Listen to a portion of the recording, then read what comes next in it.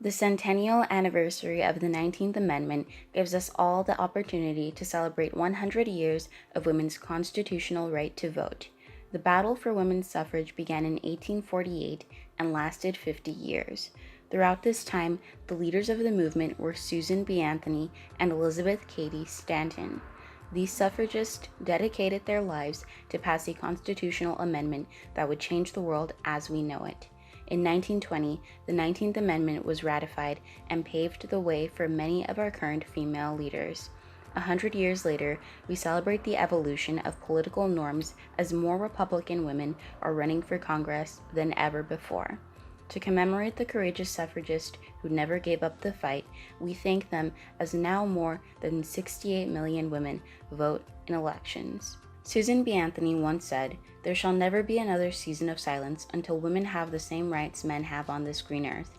By fighting for women's suffrage so long ago, Susan B. Anthony has given so many women in this country the power to voice their opinions on the political landscape. But her great work has not just expanded women's rights politically. Anthony was able to pave the way for women to be seen and understood as equals in this country. Without Susan B. Anthony, other women would not have organized for women's rights in other sectors of society, granting women the equality they deserve, only further proving that America is in fact the best place for women to live in and will continue to be. It all started in 1848 at the Seneca Falls Convention in New York.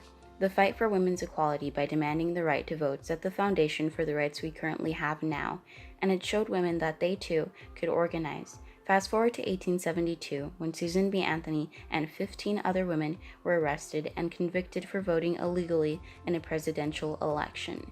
They knew the consequences, but they were willing to make a bold statement, and from our modern-day perspectives, something like this would be unacceptable. We have these suffragettes to thank for modern women's equal rights in this country.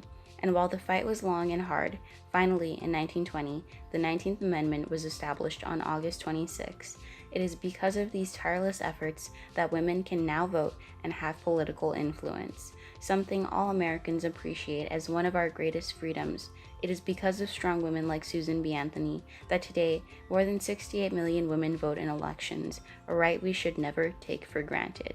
A century later, the impact of women's suffrage can still be felt. Women today constitute the majority of American voters. They are running at higher numbers than ever before, and they have become increasingly active in the election process as women's issues and values are a major part of America's politics now. Let's take a moment to appreciate some of the successful women in this country. Of course, we have to start with Susan B. Anthony. She was a leader in the U.S. suffrage movement who paved the path for all women past and present. We move on to Nikki Haley, who served as the first female Indian American governor of South Carolina. She served as the United States ambassador to the UN. She is also a businesswoman and author. Next is Condoleezza Rice, who served as the first Black female Secretary of State. She was also National Security Advisor to George W. Bush, making her the first woman to hold this position. Let's also take some time to acknowledge some women involved in local state politics here in California. We start with Jessica Patterson, who currently serves as the first Latina chairwoman of the California Republican Party. We also have many female Republican candidates running during this election year, including Suzette Martinez, who is our endorsed candidate for the 38th Assembly.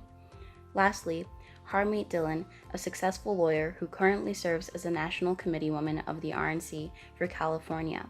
This year is a time for American women and the country as a whole to reflect on how far we've come as a nation to uphold noble values and ideals of equality, opportunity, and freedom. So during this election year, let's not forget how strong our voices really are.